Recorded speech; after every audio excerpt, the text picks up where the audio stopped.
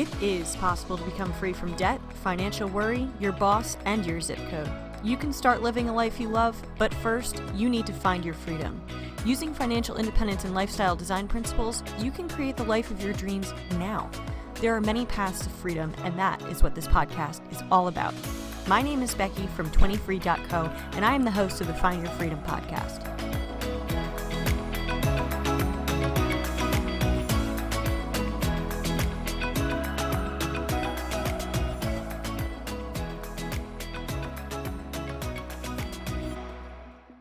In today's episode, I will be sharing my personal financial and lifestyle design story. Just a note, I do use some terms that are specific to the United States, such as 401k or IRA. All you need to know if you're not familiar with those terms is that those are tax-advantaged retirement vehicles. Let's get to it. Hi, my name is Becky, and I am the blogger at 20free.co. I also am the creator and podcast host of the Find Your Freedom podcast. So I wanted to do this episode today to talk about my background and give you some insight into what 20 Free and Find Your Freedom is all about. So I started 20free.co in August of 2016.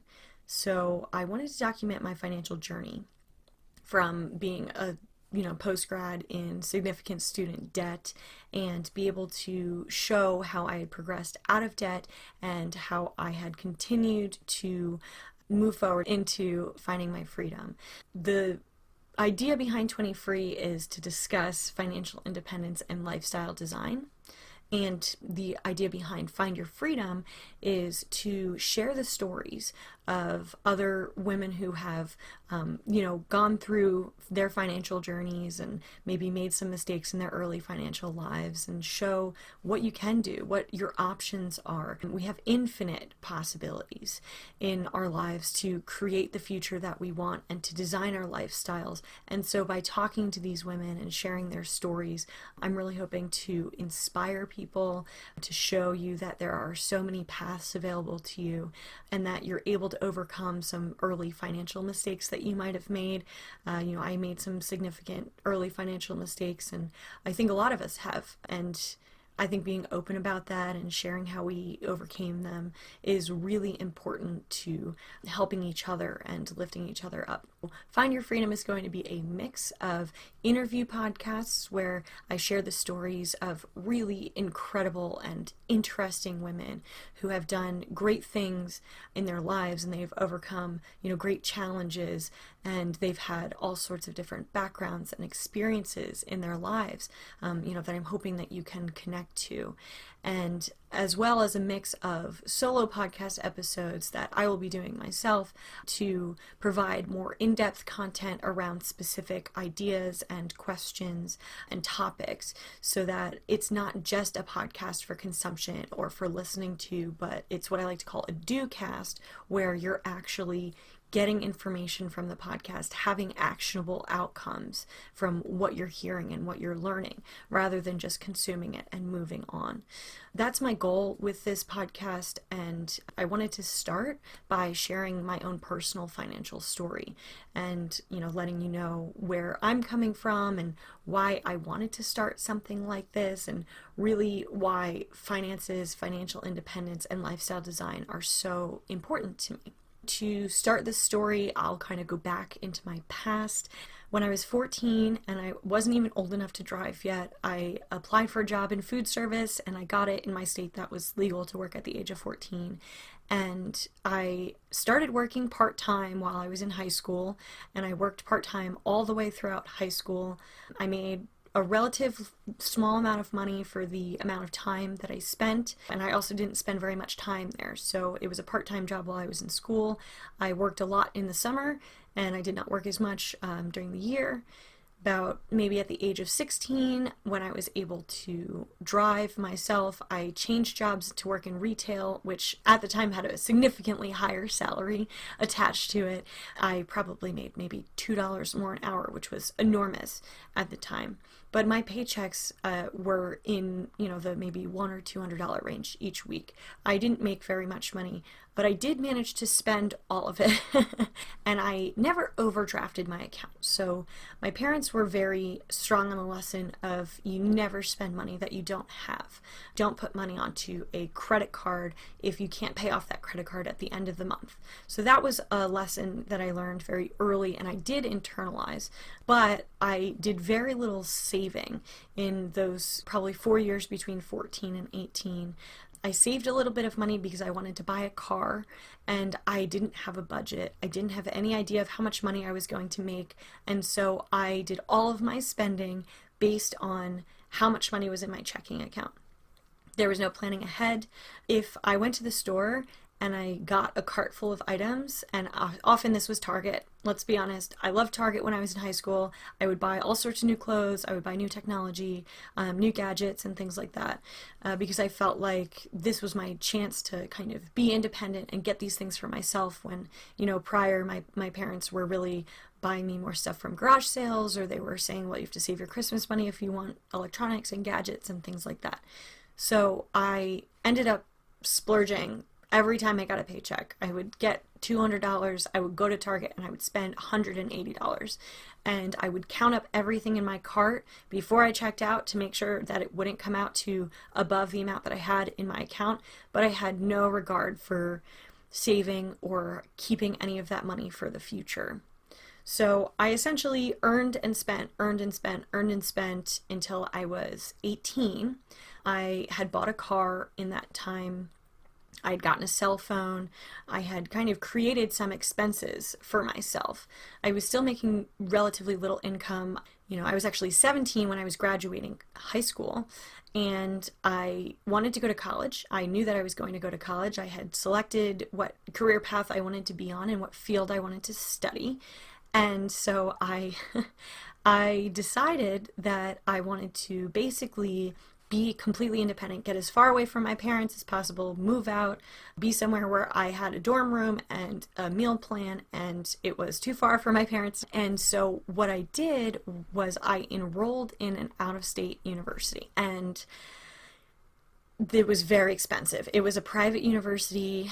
I obviously couldn't afford it because I hadn't saved any money anyway, but it was also, when I started, it was approaching $50,000 a year in, tuition, fees, room and board. And when I graduated, it was like closer to 60 something, maybe 62. So it was a very expensive private university. I did my best to get scholarships. I applied for very many scholarships. I earned a couple. I got a half-ride scholarship to the school. I was able to get work study. So there were some ways that I improved the financial impact that this university had on me, but in other ways, I didn't think very much about it. I was 17 and I signed student loan paperwork that said that I wanted to take out $50,000 in student loans in 1 year.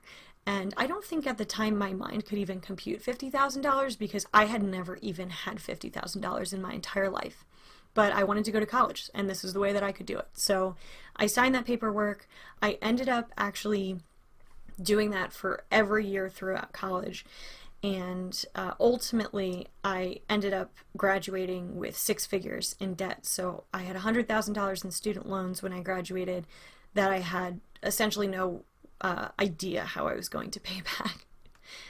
But back into my teenage years, I had made that financial decision, which I would count to be one of my largest financial mistakes, because one of my options was, based on my GPA and my standing at my high school, I could have gotten an associate's degree at a community college and then transferred to a state college for free and gotten my degree entirely paid for by my state.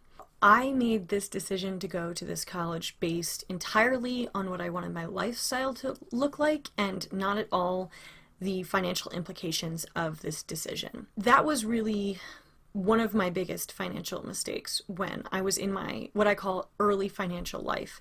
And just to give you some background on that, I consider your early financial life to be essentially around the time where you start to make money, and you also start to have to learn how to make decisions with that money, how to spend it, whether to save it, what to save it for, where to put it, whether that's a savings account or an investment or in investing in yourself.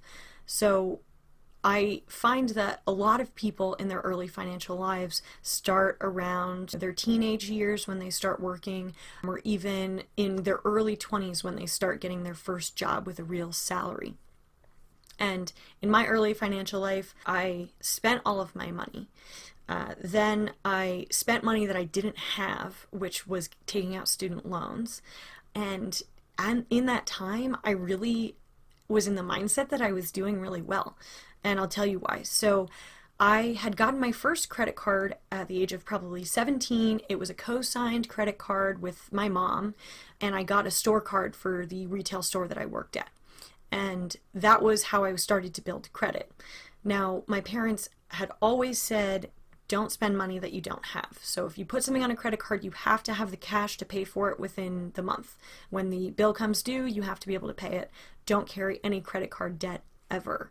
And I really took that to heart, and that's one of the reasons that I felt like I was doing so well financially, is because I had that credit card, and then I had actually gotten a second credit card when I went into college. It was like a Discover card for college students with a $500 limit, nothing crazy. And I always spent under that limit because it was a $500 limit, and I always paid my bill on time. And I never spent money that I didn't have. When I was in college, I actually worked up to 4 jobs at one time in order to support my lifestyle. I didn't ever want to be getting in credit card debt. I didn't even consider the fact that I was getting into student debt.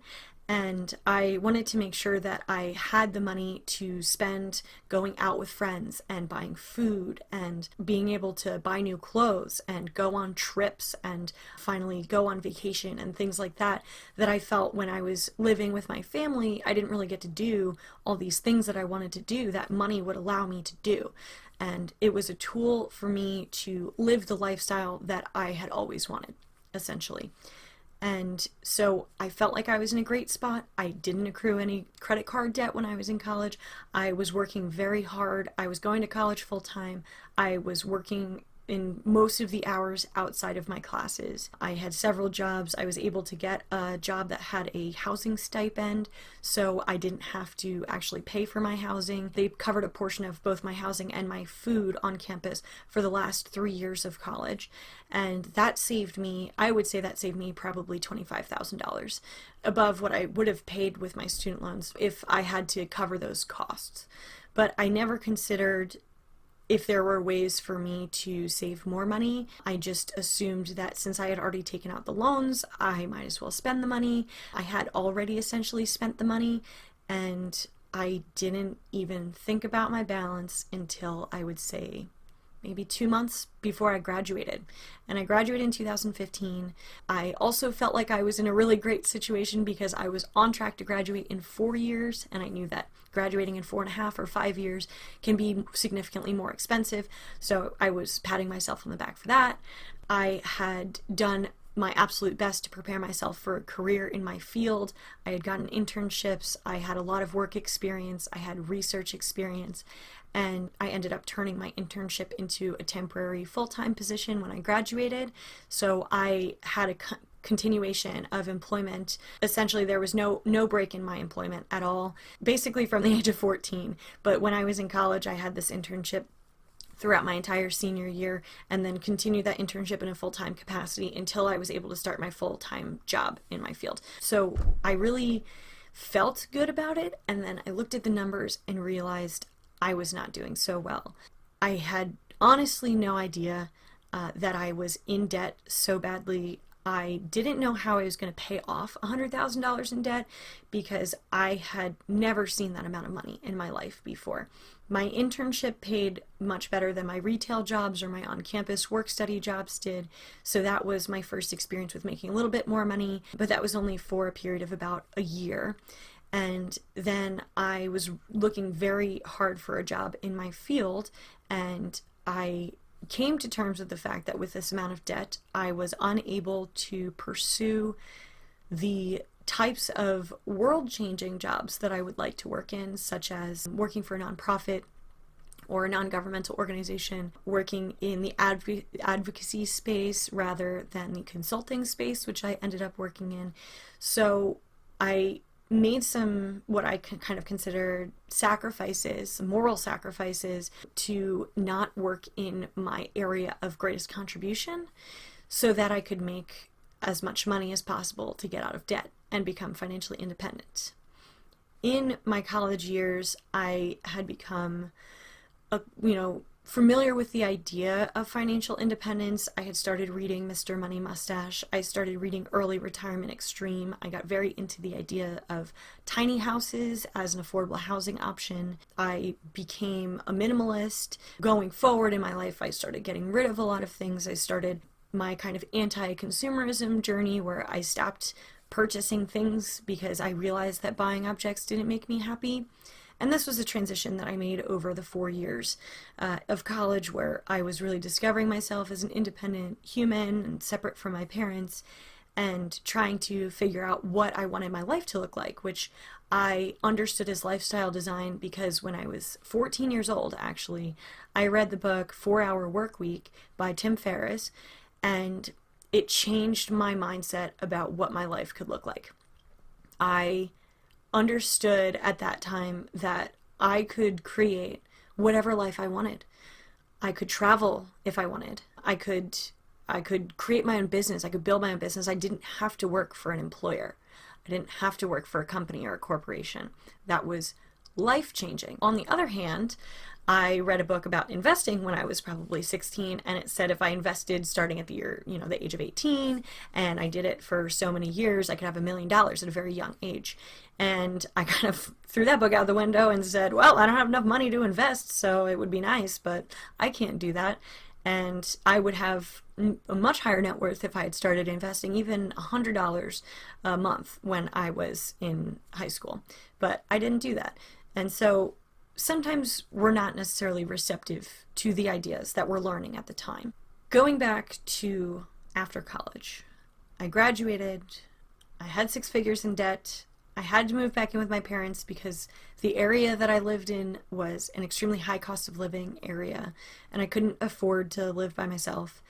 I had a discussion with my parents and talked about my financial situation, and part of them, they wanted to tell me, well, we told you so. We told you not to take on all this debt, but you wanted to do that. So now you have to figure your way out of that. And then the other part of them said, we'll help you. We're not going to help you pay back your loans, but we'll allow you to live at home so your expenses won't be as high. We can provide support for you in the sense that I saved an emergency fund, but I decided instead of saving, 3 to 6 months of expenses, I would save a $500 emergency fund. And the reason I chose that was because it was the limit of my credit card at the time. And I wanted to always be able to pay off my credit card. And I spoke to my parents and I said, if I have a $500 emergency fund, but I experience an emergency that costs more than that, would you be willing to financially support me momentarily? And they said that they would loan me money if I needed it, if I, got in an accident or something like that, and needed to pay medical bills and things, they would be able to assist me financially. So I had a really nice financial safety net from my parents that I am very grateful for. I know a lot of people don't have that, and that was a huge privilege and a huge boon to my financial success to be able to, lean on my parents for that first 9 months to a year or so after college. I started my job. I started earning $47,500 as my base salary, which was about 5 times higher than anything I had ever earned in my life. When I was in college and I was earning the most money I'd ever earned at the time, I was making around $10,000 to $11,000 at my my highest earning year. So going to $47,500 after $10,000 was a huge shift in terms of the money that was available to me. I came up with a budget. I started using the program You Need a Budget, YNAB, and that was instrumental. You Need a Budget was totally life-changing, essentially, because it gave me the ability to see all of my debt in one place, all of my income in one place, to select these budget categories that were very flexible, and you can roll things over. That was a game changer for me. I also learned about paying off debt by a lot of online research. I read a couple books. I basically learned what a loan amortization schedule was, which is a spreadsheet that shows how much interest you're going to pay at your current minimum monthly payment, and then it also, you can kind of play around with it with making additional payments. And if you make additional payments, it'll decrease your lifetime interest paid by this amount. And so I came up with a 5-year financial plan. Part of that plan was paying off a significant proportion of my student loans. The other part of that plan was becoming independent from my parents again, and also growing my career and my income significantly in the next 5 years. I made this plan in 2015. It is now 2020, and so I'm at the end of my 5-year plan, which is really exciting, actually, to see how far I've come. And basically, through my loan payoff journey, I worked really hard the first 2 years to be very good at my job so that I would be eligible for promotion and a raise, as well as bonuses, and also to keep my expenses as low as possible to make sure that I wasn't spending any money that was unnecessary, which meant travel. I didn't do essentially any travel except for that which could be done by car, because that was a lot cheaper and it was accessible to me and affordable. So I would travel in, maybe like a 5-state area where I could drive within 8 hours, but I wouldn't travel elsewhere. I wouldn't take planes or anything like that. And that felt like a big sacrifice to me, because one of my dreams was to travel the world, and it still is to travel the world. But I decided that becoming financially independent would help me with that travel goal significantly. So I focused on decreasing my expenses and increasing my income. And those are really the two levers that you can pull when it comes to improving your financial situation. My expenses were already pretty low, and so I just focused on not increasing any lifestyle expenditures or lifestyle inflation. But there is a limit to how little money you can spend. However, there's really no limit to how much money you can earn. So while I kept my expenses at essentially the college level for several years, I then started increasing my income throughout the years. And I worked at the same company for 4 years, and I increased my income yearly. I got a raise every year. I asked for a promotion every year, and I've gotten 4 promotions in 4 years. I increased my salary by 25%, which is significant, and I've actually been able to earn more on top of that by working overtime. I do get paid overtime. Straight time overtime, it's not time and a half, but any additional hours that I work over 40, I do get paid for, which is really nice. And when I was younger, my first maybe 2.5 years in the company, I worked a significant amount of overtime. It was a great way for me to leverage my time because my hourly rate was higher than it had ever been. I had never earned this much money per hour before. When I was working in retail and in food service, my hourly rate was like $5 or $6 an hour. And then when I started working at my university, my hourly rate was between $7 and $8 an hour. And then when I started working in my internship, I jumped up to something like $15 an hour, which was huge for me. And then I started working at my job and I started making over $20 an hour. So it was a really exponential growth that I could make in my income. And I realized that rather than starting a side hustle, rather than trying to make money on the side, I could spend time at my job making money at the highest rate I'd ever made money, and that would be the best financially for me. So I really leveraged that to be able to make as much money as possible. In terms of paying off student loans versus investing, that was a huge debate that I had with myself, and I was trying to figure that out for a long time. What I eventually decided on was I would pay off my student loans that were high interest, because I had student loans that were at 6 or 7%. 6 or 7% is a conservative estimate of your return in the stock market. I felt like my student loans were really holding me down and really holding me back. And so I wanted to eliminate them so that I could feel this freedom and start living the lifestyle that I wanted to live.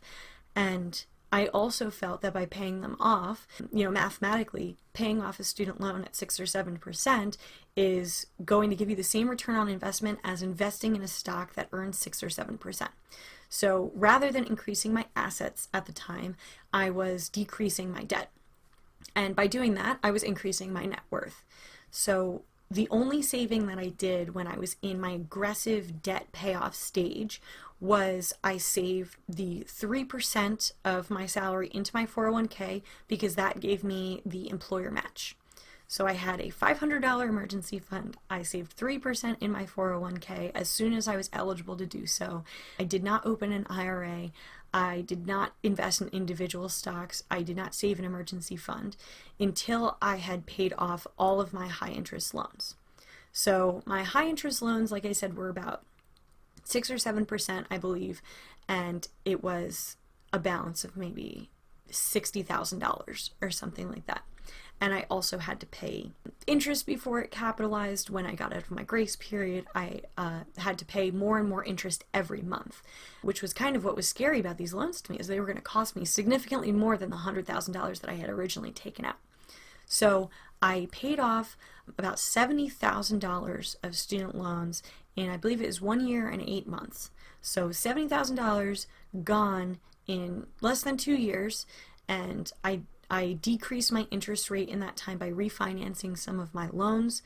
Again, I was very fortunate to have my parents help with that. They had access to a home equity line of credit that had a significantly lower interest rate. And I gave them a 2-year plan and said, if you can refinance these, whatever it was, $56,000, $60,000 worth of loans into an interest rate that is half of what my interest rate is right now on these loans, I can pay them off like 6 months faster because they won't be accruing as much interest. And I gave them a schedule and I said I will pay off this amount every month, and I did. I actually paid it off several months, if not a year earlier than I had initially told them that I would. And we had gotten it was like, instead of getting a 10-year loan, we got a 15-year loan because there was no early payoff penalty, but the required minimum monthly payments were lower. So that kind of adjusted for our risk. We didn't have as much risk if I were to lose my job and not be able to make those payments anymore. So I was very grateful to my parents for that opportunity. So paying off $70,000 was a huge proportion of my student loans. I still had quite a bit to go as they had grown above the $100,000 due to interest. And however, those were all low interest student loans. And by low interest, I was looking at anything below, it was like 4.6% and below, because I believe that I could make a higher return in the stock market. What I decided was I was going to pay off those high interest student loans, and then I was going to save an emergency fund, a real 3 to 6 months of expenses emergency fund. And I ended up landing on the number of $10,000. So I saved a $10,000 emergency fund. I actually saved it in the same year that I finished paying off my student loans. When I graduated in 2015, that was May, my required payments for my student loans started in November because that was when my grace period ended. And then I paid September 2015 to September 2016 to, I believe it was July 2017. All of those high interest student loans were paid off. That was $70,000 paid off. Then I wanted to start saving my emergency fund and start investing. So I actually saved a $10,000 emergency fund in the next 6 months of 2017, and I also started investing more. I had, like I said, a 401k plan with my employer available to me, and I also looked at my options in terms of starting an IRA. In 2018, I started seriously investing, and I actually maxed out my 401k at the maximum contribution limit, which I believe at the time was $18,500, and I did that through automatic contributions from my paycheck. I didn't have to set that money aside. It went straight out of my paycheck. It didn't ever hit my bank account, went right into my investments. That way I received my full 401k match. And I also opened an IRA before April to actually hit my max, which was, I believe, $5,500 at the time for the year of 2017. You can contribute to your IRA up to the tax date of the following year for the previous year. So in 2018, I was able to contribute for the 2017 year. So I did max out my IRA in that year. That was the first year of serious investing for me, and that was when my net worth really started to grow. In mid 2018, I believe it was August of 2018, my net worth finally hit zero. I had finally accrued enough assets and paid off enough debt where I was no longer six figures in the hole. I actually ended up at what the normal starting point would be. And at that time, I was 25 years old, and I was starting fresh, essentially. I was very happy to reach that point. That was a big milestone for me. $0 net worth was a huge goal for those first 3 years, and so was paying off the significant proportion of the student loans. So was hitting a certain savings rate. At one point, I had an 80% savings rate, which was huge, and all of that money was going to my student loans. I was making $2,500 payments that were additional payments on top of the $585 standard payment that I had per month on those student loans. I was paying so much to my student loans to get rid of them, and I wasn't spending money on anything else. I'll tell you a story, actually. I had planned to go to Yellowstone National Park with my best friend in probably my first year of student loan payoff. We started talking about it, and I have always wanted to go there, and I love travel and I love the outdoors, and it sounded like a perfect trip. And I started looking at the finances of the trip, and this was the moment where I realized I would have to sacrifice travel until I paid off that amount of high interest student loans, because I wouldn't be able to hit my target if I didn't do that. Because this trip was going to cost me maybe around $2,500, $3,000, and that was the amount of money that I was making as an additional payment each month. So if I was to go on this trip, I would be not at work, so I would not be working my overtime hours and making more money, and B, I would be spending my additional payment for that month, as well as not earning money. So I really would have put myself in a financial situation that I didn't want to be in. So I decided not to go on that trip. We both decided not to have that trip, and I felt pretty sad. I felt like I was sacrificing something that I loved, but I ended up coming into the mindset that I was on a spending plan, and this is how I manage my finances now, is a spending plan.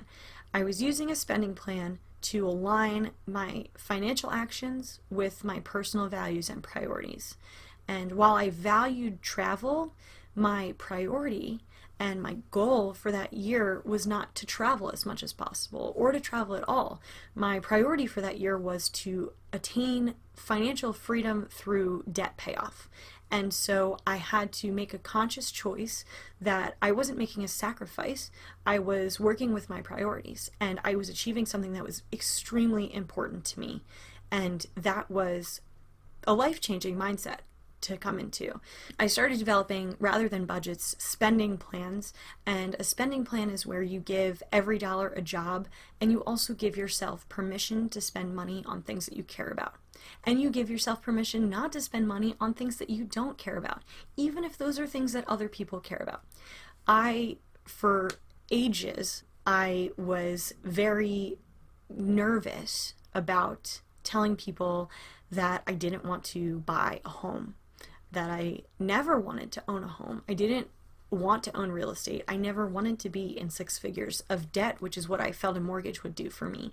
Again, I wanted to build a tiny house and live in it. And I don't know if you've ever seen the, Tiny House Nation or any of those shows, but they're very alternative. They're different. A lot of people are not used to living in a small amount of space. But I was so fascinated by it and interested, and it seemed like a great financial and lifestyle fit for me. And I started a spending plan, and I decided what was important to me, and I decided what wasn't important to me, and I got really clear on my values, I got really clear on my goals, and I decided that it didn't matter if other people thought it was weird that I didn't want to own real estate. And those people included my family and my friends, my parents. My parents, they used real estate to grow their wealth, and they think that that's a really important thing to do financially. And I was, in my lifestyle choices, fundamentally disagreeing with them. And I had to become very secure in the fact that I can do what I need to do with my own money in order to create the lifestyle that I wanted to create. And so lifestyle design and financial independence really came together in my spending plan concept and really made me feel a lot better about being who I was and spending in alignment with who I wanted to be. And that doesn't mean making aspirational purchases or wanting to be rich, so spending, $50,000 on a car, for example. I actually have the same car that I had from my freshman year of college. I had to replace my car that I got when I was 16 because it was breaking down. And so I got a new car, and I've had it for, I suppose, something like 8 years now. And I love this car. It's a very ugly car, and it has over 200,000 miles on it now. It's 16 years old, but it's still kicking.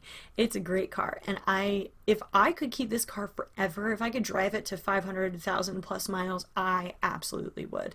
It is not a looker. No one's going to look at my car and think, man, that girl has a lot of money. But that doesn't matter to me. My car is a tool that takes me places that I want to go. It's a vehicle for adventure and for travel and for getting to work to make some money, and that's about it. So I don't really tie very much personal value to my car.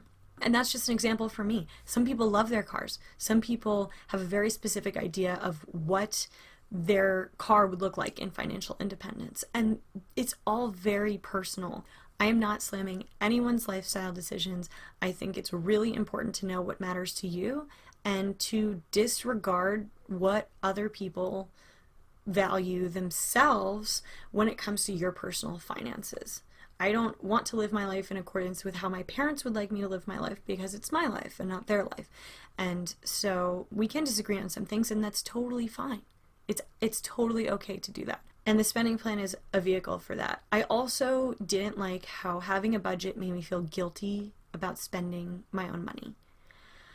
So I wanted to give myself permission to spend money on things like books. And once I paid off my student loans, things like travel. They're very important to me, but I didn't want to get stuck in a frugal mindset that prevented me from living a lifestyle that I loved because I was so concerned about my money.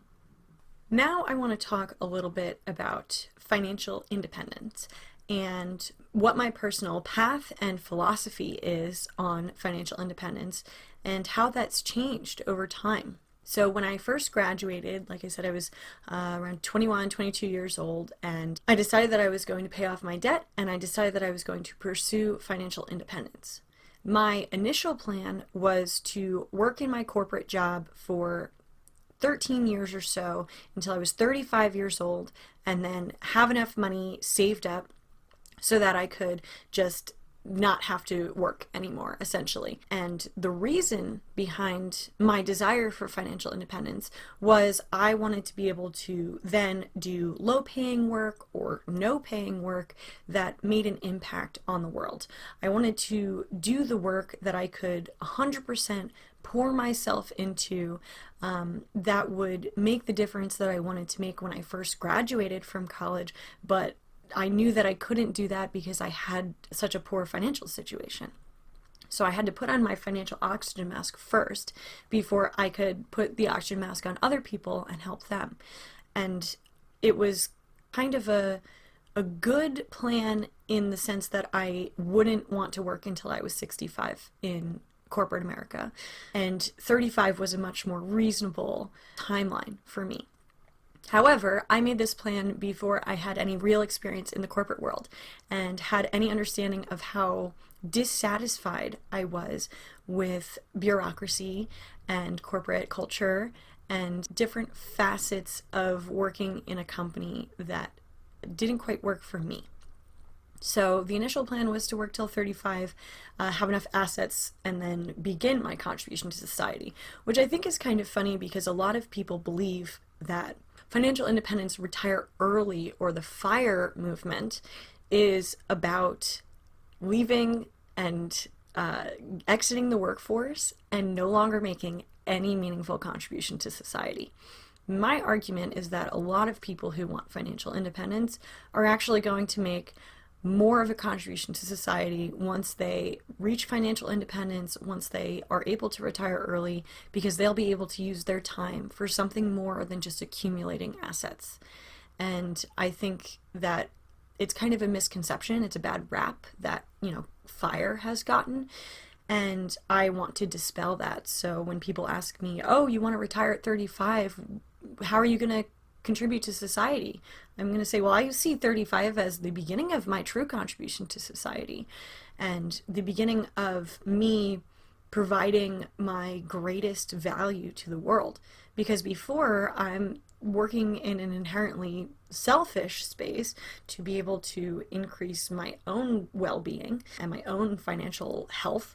And when I don't have to worry about things like that, I would be able to make, I believe, a much more important contribution. When I don't have to worry about how much a job pays, I could choose to work for an organization that can't afford to pay me very much, but I believe in their mission. Whereas I did make my employment decisions based on salary. And the private sector is going to have higher salaries than the public sector, and I ended up realizing that I didn't have as much of a meaningful contribution as I was seeking in my job, and I had some issues with the corporate structure and things like that. So my mindset has actually changed now from initially wanting to retire at the age of 35 and then kind of start my life, as it were. I was planning to just put my nose to the grindstone, earn as much as possible, get to a net worth amount that would allow me to earn enough money from dividends and withdraw the 4% rule. The 4% rule says that you can draw down 4% of your portfolio value annually and still not affect the core amount in your portfolio. It will continue to grow. You will not be drawing down the amount that you have in your portfolio. So that was my initial idea. It ended up evolving. I decided I did not want to work really, really hard in a job that I didn't like until I was 35 years old. I'm 26 now, and I'm realizing that I want to change. I want to do something different.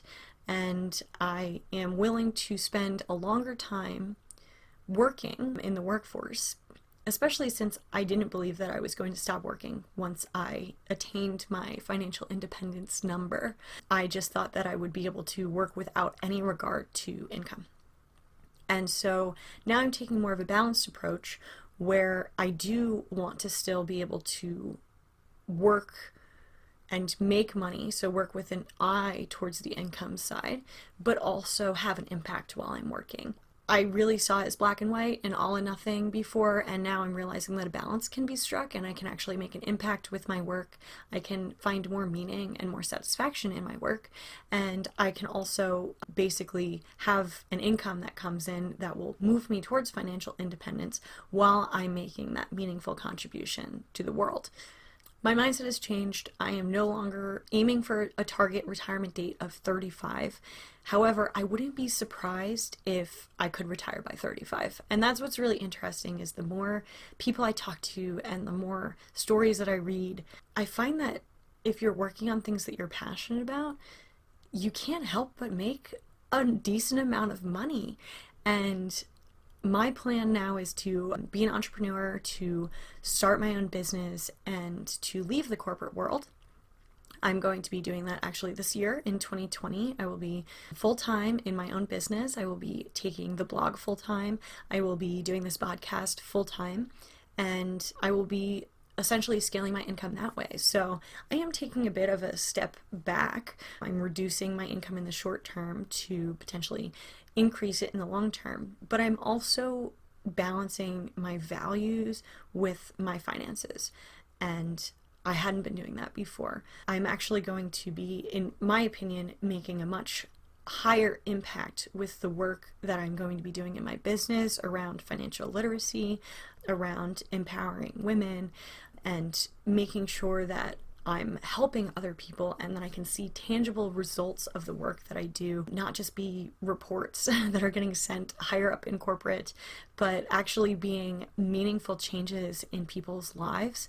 And to some people this might sound really idealistic, but to others I think that you might agree that one of the reasons that we work and one of the reasons that we live and exist is to help other people and to use our unique skills and talents to improve the world. So that's my philosophy and how it's changed over time, and that time period was about 5 or 6 years when I first started formulating my financial independence plan, and then to now. We also have, when I say we, I actually have a partner now who I live with, and so this is helpful in my finances now because I can actually split some of my expenses with him, and that makes it a lot easier for me to save more. So it is nice either having a roommate or having a partner or having, someone that you live with, that you can split your groceries, you can split your utilities, you can split your rent, you can split things like that, and you're able to save a significant amount of money doing things that way. But we're also planning for our financial future together going forward. So we are planning in our next 5-year plan, we're going to get married at some point. We're going to have a wedding, so we need to plan to be able to pay for that. We are going to go on a 1-year honeymoon traveling the world. So we have to plan to be able to both leave our jobs for a year, to be able to afford to travel full time for 1 year. And we're also planning to start a business past that 5-year plan. We're going to start a business together, and using, his unique skills and mine, we're planning on really having what I would consider a lifestyle business. So something that we can do, something that we love, we can use our unique skills, and we can then use that, not only the work-life balance that comes out of it to achieve the lifestyle that is what we're dreaming about, so what I call our ideal lifestyle, but also we can enjoy the work that we're doing so that there's not such a dichotomy between work and play, where work feels a lot like play, and there's a little bit of a blurred line there. That's our ultimate goal, and he's very supportive in me going on my own and starting my own business, and he's been a really crucial part of that. He has a very interesting career story that I would like to share in the future on this podcast that I think is a really good example of choosing a career that works for your lifestyle instead of choosing a career that works for your wallet. And ultimately, he's going to make a lot more money doing this, but it was very risky. So taking calculated risks is a big part of our lifestyle design journey and our financial independence journey. And I would say, as long as you're calculating your risks before you take them, you should take risks all the time, because that's how you're going to get the greatest reward. There's no reward without risk. Things that are hard are typically worth doing. That is kind of the end of my story that I wanted to share with you. That's what I'm looking forward to in the next year. I cannot wait to see this podcast take off and share people's stories that you might not have heard before. I truly enjoy interviewing these incredible women with their incredible stories, learning these different perspectives on finances, and digging a little bit into the mindset and where we get our money mindsets from, and how our background and our past and our experiences with money when we're young inform our actions with money as we become young adults, and how our mistakes in our early financial lives don't have to determine the course of our financial lives going forward. I think that we've all made mistakes, and it would make me very happy to spare one person making the same mistakes that I've made, or the same mistakes that any of my podcast guests have made. And so I hope you'll continue to stay tuned and listen to the Find Your Freedom podcast. You can find this podcast anywhere that you typically listen to podcasts. Of course, it'll be available on Apple Podcasts, which is iTunes, Stitcher, SoundCloud.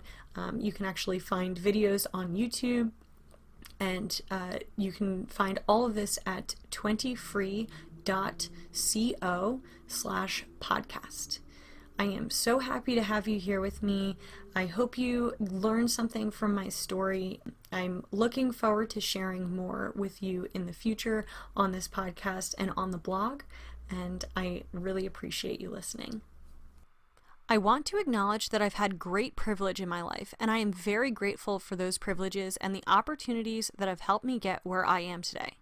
I understand that it isn't an even playing field, and some people face far more challenges than I have.